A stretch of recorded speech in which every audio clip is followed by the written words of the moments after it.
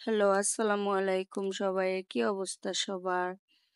এই তো আপনাদের সবার দয়ায় আমরা আলহামদুলিল্লাহ সবাই ভালো আছি। এই তো আজকে সকাল সকাল উঠে রান্না করার জন্য ধুন্দুল কেটে নিছি। এখন এই তো পেঁয়াজ কেটে নিলাম। আর ফ্রিজে কচুর ছড়া ছিল। এখান থেকে ভাবলাম কিছু কচুর ছড়া সিদ্ধ করে ভর্তা করব। তারপরে এই তো সে ঘুম থেকে উঠে জুতা পরে হাঁটতাছে আর আমারে দেখাইতাছিল। জুতা পরার অনেক শখ তার। তারপর বিকালের দিকে একটু বের হলাম আমরা সব কাজিনরা মিলে।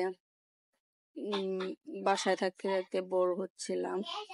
এই তো এখানে আমরা সবাই ছিলাম, নদীর পাড়ে একটু ঘুরে আসবো, তাই সবাই মিলে বের হলাম। আর তারপর ঘোরাঘুরি শেষ করে আমরা বাসায় চলে আসলাম। আর ওইদিকে আয়ানের আব্বু তেল আনছিল। আমরা অবশ্য সরিষার তেল খাই, তো এত বড় বোতলে তো আর সবসময় ঢালা যায় না, তাই 2 লিটার বোতলে এক বোতল ঢাইলা রাখতেছি। আবার মানে যখন রান্না করার জন্য দরকার হবে তখন ছোট বোতলে নিয়ে নিয়ে রান্না করব। বড় বোতলে আসলে মাপ করা যায় না কতটুকু লাগে। আর এই তো আমি পাশে আরেকটা ছোট বোতলে ঢাললাম।